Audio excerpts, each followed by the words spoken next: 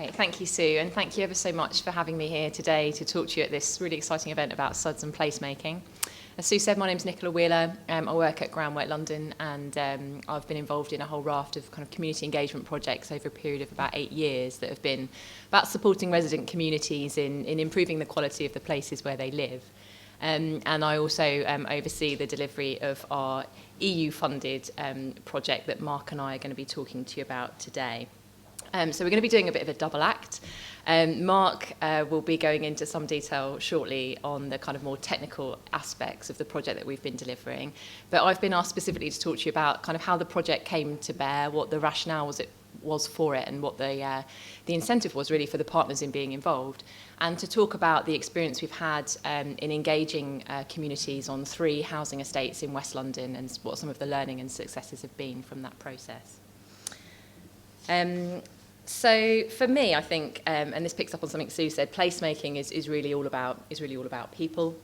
And this particular project for us was born out of our experience of having worked in the London Borough of Hammersmith and Fulham for a period of over 15 years, delivering what the borough called the Housing Estates Improvement Programme.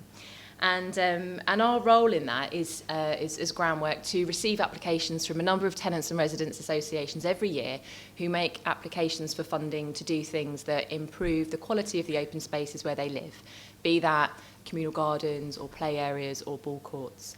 And over 15 years, we've delivered over 200 projects and seen over £1.5 million invested in upgrading the quality of open spaces on estates in Hammersmith and Fulham. It's from this experience that we really know the importance that good quality open space delivers for residents and the impact that these kind of changes can make on improving people's quality of life, on giving their children great places where they can play imaginatively, where you can get to know your neighbours and start to build some of those connections that can be really important. And it was really from our experience of having delivered this in Hammersmith and Fulham and knowing the borough and the estate services team very well that we started to think about what we could do to really advance some of the thinking and the objectives of the Housing Estates Improvement Programme. Sorry, I'm a bit behind on my slides. So this is the Housing Estates Improvement Programme. The kind of stuff we do is really all about engaging residents from a really early stage and informing a design process that ensures that the kinds of things we deliver really meet the needs and expectations of residents, as well as being things that are maintainable in the context of Hammersmith and Fulham's existing maintenance contract. So we were developing this project idea back in 2012, and if you can kind of take yourselves back to then and what the kind of policy context was around surface water flooding and suds at the time, there was a lot kind of going on in response to the pit review that was really looking at how the government and local authorities could prioritise both adaptation and mitigation to help sort of society cope with climate changes. The Flood and Water Management Act, of course, had come into play, albeit that has changed now. And Drain London at that time were in the process of establishing their surface water risk mapping and modelling the risk across London, with 14 London boroughs coming out of the top 15 most at risk of surface water flooding. And surface water management plans were in the process of being developed.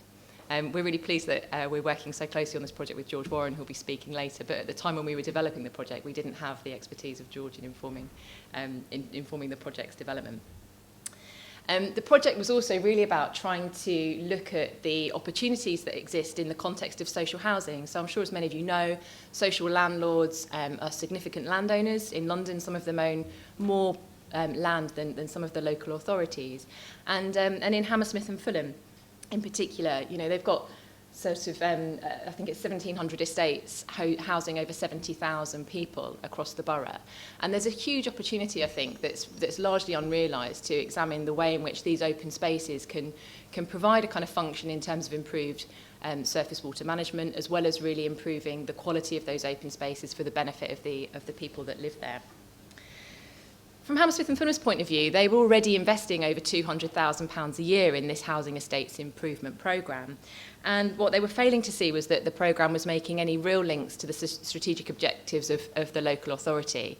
And just as a kind of case in point, For example, a few years ago, there were projects that were being put forward by residents for the kind of paving over of communal gardens, which were difficult for them to maintain, particularly in sheltered housing schemes where there were a number of elderly people.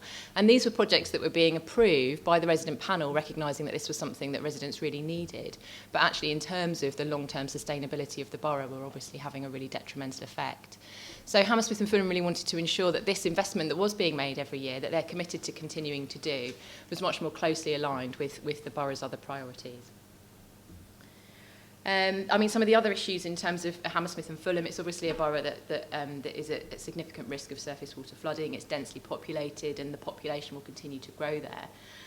It's an inner London borough with an ageing Victorian combined sewer system. And the majority of the stock there was built before 1980. And of course, if we're going to do anything about tackling this stuff, it's really about looking at the retrofit opportunities that exist, as opposed to thinking about the new build. So we suggested to them that the European Life Plus programme could be a mechanism by which we could maybe fund some of this more cutting-edge stuff in terms of SUDs.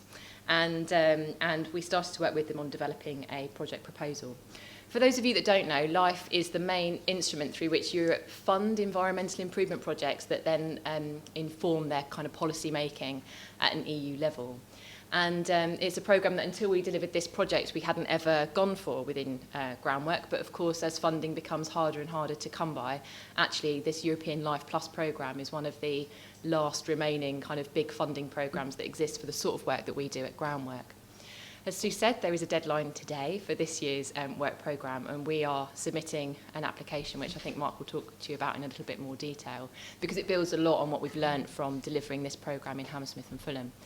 But it is a multi-annual work programme. The current sort of objectives for the programme run up until 2020, and they've identified thematic priorities, including kind of water management and climate adaptation. So, you know, I think it is for us. It's been an incredible source of funding to be able to do things that typically don't get funded otherwise. So it's certainly worth having a look at for next year. It's not an arduous process. It takes a long time to write the bids, but hopefully we will have good news in June of the outcome of our application from today. So just in brief, the project was about identifying 3 estates in the borough that were selected really, because of the data that we had available at the time, reflecting that they were in areas of critical drainage. They might have experienced historical flooding events. But these 3 estates were selected because they are of different build type, because obviously from a European point of view, they're interested in looking at how the approach that you undertake can be applied across a much wider geographical context than just the local environment in which you're delivering it. The whole programme is really underpinned by this community engagement exercise, because I think as Groundwork and as any organisation that's committed to doing these sorts of things in a placemaking context, you want to make sure that residents are really involved in the design and the implementation of those measures. And we've also, within the programme, involved what we call our green teams. So these are employment programmes that we deliver in Hammersmith and Fulham. We've incorporated it into the Life Plus programme to provide training and job opportunities for local people in actually implementing some of the SUDS measures that we've installed and maintaining them as well. So providing a really interesting training opportunity too. The programme is obviously assigned a comprehensive monitoring and evaluation programme that we're undertaking with the University of East London. I think we are about 6 months away from the end of delivering this project, and we have completed the work on two of the estates. We're about to, I think, after today, get cracking on with the 3rd estate. But we are starting to see some really interesting results from the project that we would be only too happy to share with you as the project comes to an end. As I said, the kind of overarching objective was really about illustrating the strategic opportunity that exists with social housing land to think about how those spaces could be adapted to support climate adaptation. And for Hammersmith and Fulham, this was really about trying to address flood risk within the borough, evidencing alternative approaches, low cost and socially acceptable approaches to tackling surface water flooding, and really trying to make the case for investment in furthering the approach of this nature in Hammersmith and Fulham through working with, for example, the economic development teams and the term contractors that Hammersmith and Fulham use. So just in terms of the community engagement approach, I just thought what I'd do is outline some of the issues that we've encountered along the way, talk about how we've tried to overcome that to some extent, and what kind of lessons we've learned in doing it. The community engagement programme is probably it was designed in response to the funding that was available from Europe. It's probably not in its comprehensiveness something that you could deliver day to day, but it has involved a whole raft of different kinds of engagement activities. Principally, that's been about involving residents at a really early stage in identifying what the environmental threats, what the issues are for people as they experience them day to day living on those estates. So how does it feel when it's really hot here? What happens when you experience heavy rain? Where does water pool? What causes you issues? We've then involved residents in the design process as it's kind of been detailed up, and have had a lot of involvement from the tenants and residents associations on these estates. So these are the kind of constituted groups, and they've provided a real consistent communications mechanism for us to be able to be regularly updating residents on the project as it's been progressing. As part of it, we've also delivered a raft of other sorts of engagement activities, because I think we knew quite early on that climate change, which was the focus for this particular project, was going to be a difficult sell. And we wanted to try and do things in a way that kind of made it real for residents. So we've incorporated kind of food growing as part of that. As Mark talks through the designs, you'll see that food growing features quite a lot in the range of different interventions that we've done on the estates. And this has really been because we recognise it as a really valuable way of getting to reach people that might not usually participate, for example, in tenants and residents associations meetings, but want to come out, want to do something, and want to learn a bit more about what's going on around them. We've delivered some training, Sustainability Champions training, for a number of residents who've opted to take part, to learn a bit more about what green infrastructure is, what does it mean for them, what's happening in terms of climate change, and how the sorts of things we're delivering on the estate are kind of ready solutions to that. And we've also delivered a number of household visits, so doing door knocking, talking to people on their doorsteps, finding out about kind of water and energy use more broadly, but also talking to them about how they can get involved in the project as it's been delivered. As we come to the completion of the works on site, we've been doing a number of walking tours and site visits and taking residents out to see what's happening on other parts of the estate and on the other estates, so that they can kind of benefit from that shared learning and experience. I think for us, there's been some real misconceptions to overcome about things like, what's a green roof? What does it mean for me? If there's a rain garden here, does this mean it's going to be ponding with water? These are all the kinds of questions that you would expect to see, but that have, been coming forward from residents as we've progressed through the design consultation stages.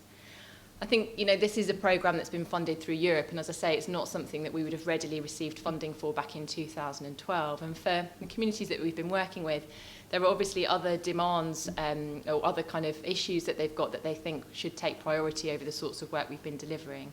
So we've really had to kind of frame the delivery of this project as this is about testing a new way of doing things. This is about looking at how we can really tackle surface water flooding, and that these three estates that the approach is being piloted on have been selected to really examine how that can be done most effectively. I think from a delivery point of view, we've had some trouble with the implementation of measures which in particular have had to be quite close to people's homes. When you're diverting downpipes and things, we've had to access people's private gardens and balconies. And in the main, I think we found that people have been pretty accepting of that, although we have had some problems and have had to kind of be talking to residents along the way as to what to expect, when works are going to be happening, when they're going to be finishing, and all that kind of thing. And also kind of just things around maintenance, really. So Mark will go into this in a bit more detail, but the designs and the measures that we've implemented have had to really be driven by recognition that maintenance is going to be limited. There isn't going to be any further funding to increase maintenance budgets for some time, so everything that we've been proposing has had to be delivered within the confines of the existing maintenance limitations. And that for residents is really key, because what they don't want is to see money invested and then to find that 3 or 4 years down the line that's gone to waste because it just hasn't been maintained in the right way. So a core part of the engagement process has been about engaging with those stakeholders who are involved in the maintenance of these measures in the long term, and having them involved in that design process very early on, commenting on things that they perceive to be of concern, modifying the designs in response to that, and helping them to develop a kind of a maintenance schedule for the kind of future upkeep of these spaces has been really key. I think in terms of sort of the successes, I've been really pleased that residents have kind of got so involved in the project and have been so kind of wanting to, been prepared to give us access to things like their balconies and gardens to enable, the wider improvement works to happen. We've had a lot of success in involving residents in things like the food growing workshops and in taking part in helping us to monitor some of the activity that happens after heavy rainfall. So residents are currently sending us in pictures of after heavy storm events what is happening with the measures so that we can monitor the effectiveness of them.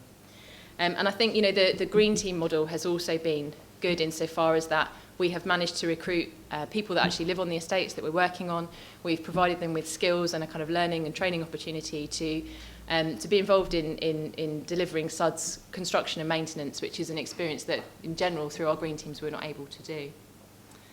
I think for me, the kind of main kind of learning elements have been that we've really needed to make this programme relevant. It's all very well and good telling the European Commission that we're going to tackle climate challenges, but it's really about kind of making it real for people who live there. And I think this project has been successful insofar as it has tried to respond to issues that residents have directly told us about. Mark will go through a few examples of that, but just really picking up on what it is people are telling you about. When it rains here, this is the area that pools, it prevents me being able to access my property, this is a roof that leaks, and being able to try and incorporate some of those things into the design as we've progressed with it. The work that's been delivered has really had to kind of focus on the multifunctionality of these kinds of spaces, because they are spaces that are regularly used, they're spaces that people are interacting with every single day. And I think that the opportunity for us has been in creating places that are much more beneficial to people than they would have been previously by facilitating social interaction through those kind of food growing spaces and making them very, very playful in the way that they've been designed and delivered. And I think the kind of the quality of work that's been delivered has been really well received by residents. I think in the main, people have just been really bowled over by the change that they've seen where they live and feeling very much like it's kind of just raised the bar for them and the perception of the estate where they're living. So we've had some really nice comments and feedback about that. Just in terms of some of the results that we're reporting to Europe, just recently had to do a submission, so I thought that it might be useful to share with you. But we've still got quite a bit to go in terms of the project and continuing to engage with residents. But we are speaking to residents still about the opportunities to replicate some of the measures that we've installed on their estates elsewhere. There's a lot of willingness to participate in the project as it continues to develop. And we've also seen applications through to the Housing Estates Improvement Programme in the last 6 months for projects that include rain gardens and green roofs. So we are starting to see that where residents are witnessing and enjoying kind of the sorts of measures that we've put in place, that they're willing to bid for money to carry out these sorts of works on their estates through the existing investment programmes that exist.